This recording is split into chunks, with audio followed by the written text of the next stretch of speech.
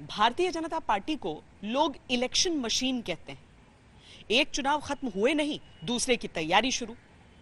अब ये साल तो इतना अहम है क्योंकि अगले साल 2024 के आम चुनाव होने हैं और भारतीय जनता पार्टी ने एक साल रहते रहते ही पूरा प्लान, पूरा खाका, पूरा ब्लूप्रिंट तैयार कर लिया है।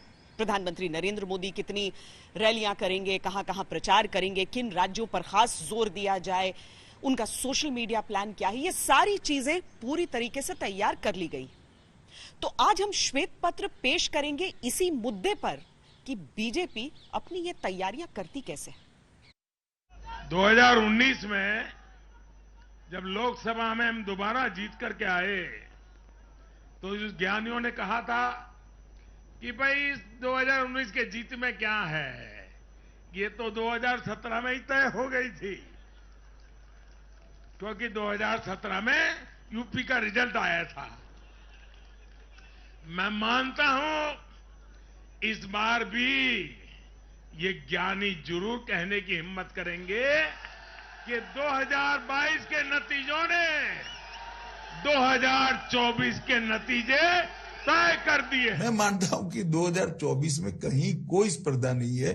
देश एक तरफा मोदी जी के साथ आगे बढ़ रहा है। आदरणीय मोदी जी के नेतृत्व में देश आगे बढ़ रहा है। मैं मोदी जी के बारे में कह सकता हूं,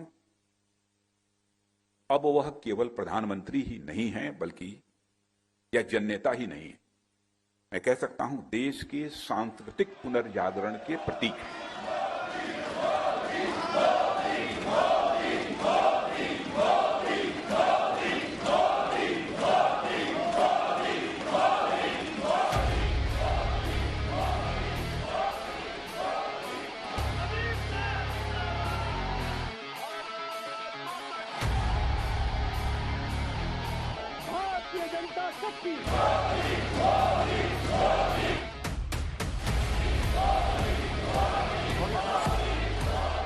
चुनाव जीतने का क्या कोई फॉर्मूला होता है? प्रचार शुरू करने का क्या कोई सही समय होता है? बीजेपी को अगर इलेक्शन मशीन कहा जाता है तो इसका मतलब क्या है? 2024 के लोकसभा चुनाव अभी एक साल दूर हैं, पर बीजेपी इलेक्शन मोड में आ चुकी है।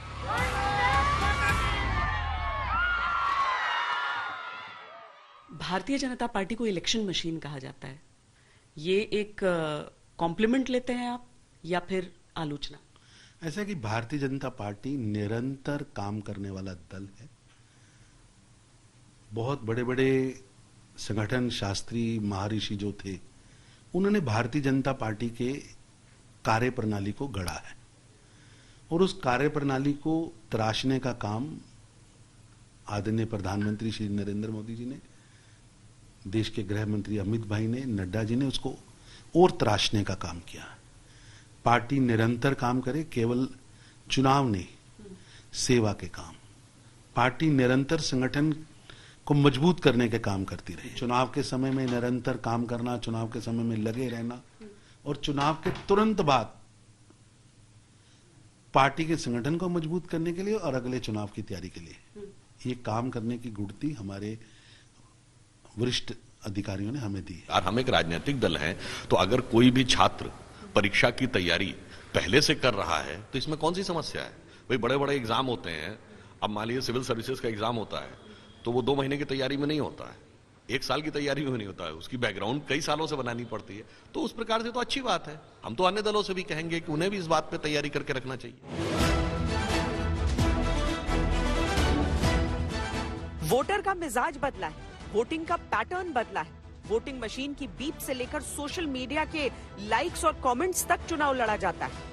बीजेपी को पीएम मोदी से जुड़े मुद्दों और मादे पर भरोसा है, लेकिन जंग है हर मोर्चे पर, लिहाजा पार्टी का हर कार्यकर्ता तैयारी में जुटा है। एक साल पहले तैयारी शुरू कर दी है बीजेपी ने, 2024 का ब्लूप्रिंट तैयार है। ऐसा कि प्रधानमंत्री मोदी जी ने इस देश के अंदर एक जो सबसे बड़ा काम किया है, परफॉर्मेंस के नाम पर वोट मांगा है। उन्होंने जात के नाम पर वोट नहीं मांगा, किसी कास्ट के, किसी धर्म के नाम पर वोट नहीं मांगा। तो 2014-26 में की शपथ से लेकर 2019 तक पूरे 5 साल अपनी परफॉर्मेंस पे ध्यान दिया, और परफॉर्मेंस जिसके अंदर देश के हर कोने में परफॉर्मेंस, और उस परफॉर्मेंस के हिसाब से हम आगे गए। हमारी जो लीडरशिप है, श्री नरेंद्र मोदी जी का विजन है कि भारत को अग्रणी भूमिका विश्व पटल पर निभानी है। मैं समझता हूं ये तभी संभव है जब सारे राज्य भी देश के अपनी अपनी भूमिका निभाएं।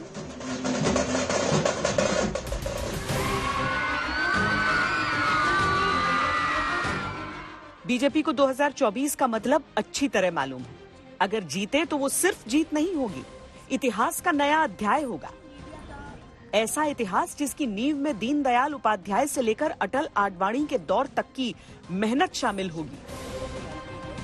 मुख्यमंत्री रहते जीत की हैट्रिक जमाने वाले मोदी के लिए प्रधानमंत्री रहते जीत की हैट्रिक जमाने का कीर्तिमान भी इसी में होगा। साथ में नेहरू इंदिरा के निर्वाचित शासन के दौर से आगे निकलने का अवसर भी।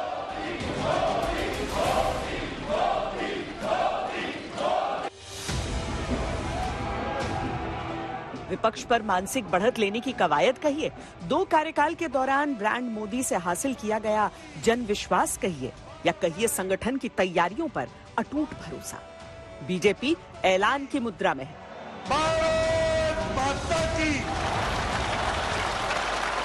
मैं नरेंद्र दामोदर दास मोदी सभी वर्गों की और सभी क्षेत्रों की भारतीय जनता पार्टी को एक राजनीतिक पार्टी में स्थापित करने में मेजर कंट्रीब्यूशन यदि किसी का है तो हमारे आज के प्रधानमंत्री मोदी जी का। 12 करोड़ बहनों को अगर इज्जत खर्च किया और इज्जत और डिग्निटी दी है तो प्रधानमंत्री मोदी जी ने वुमेन को दी है। इसलिए आज दुनिया भर के सभी नेताओं में सबसे ज्यादा फॉलोइंग और सबसे ज्यादा पॉपुलैरिटी अगर किसी की है तो वो प्रधानमंत्री नरेंद्र मोदी जी की है। और इसीलिए 1 साल पहले ही बीजेपी ने चुनावी ब्लूप्रिंट तैयार कर लिया है। हम तो उसकी चिंता करते हैं, हम तो कोरोना के समय भी चिंता करते हैं। कौन सी सरकार चिंता करती थी?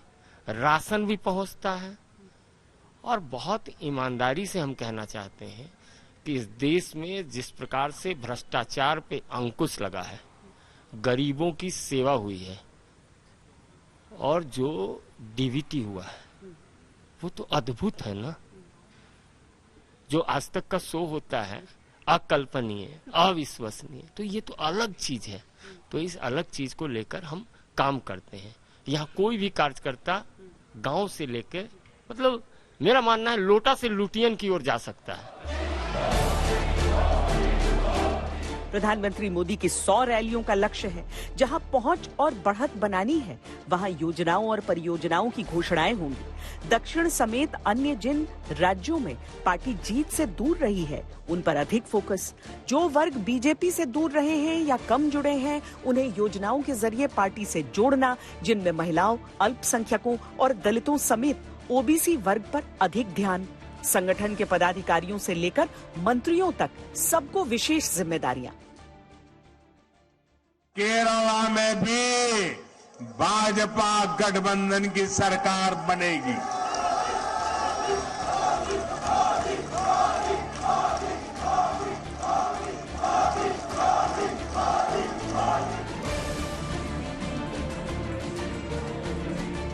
दक्षिण की गैर हिंदी आबो हवा में कमल कम खिलता है, लेकिन बीजेपी का आत्मविश्वास अगर दिख रहा है तो इसके पीछे तैयारियां हैं। बीते 1 दशक में चुनावी मशीन वाली पार्टी का तमगा हासिल कर चुकी बीजेपी एक वोट की लड़ाई लड़ने के लिए युद्ध स्तर पर निकल चुकी है। जो काम यहाँ हम कार्यालय से करते हैं वो प्रवास बनाने का काम, पार्टी के वरिष्ठ अधिकारियों का कैंपेन के अंदर जाना, कैसे जाना, उसकी प्लानिंग, नीचे से जो प्रपोजल आनी है उस प्रपोजल को नीचे उसकी पूर्ति करना, शीर्ष नेतृत्व वहां पहुंचे और शीर्ष नेतृत्व को सुनकर लोग जो वोट हमारा है वो और ज्यादा बढ़े, इसका प्रयास हम लोग मैनेजमेंट के माध्यम से करते हैं।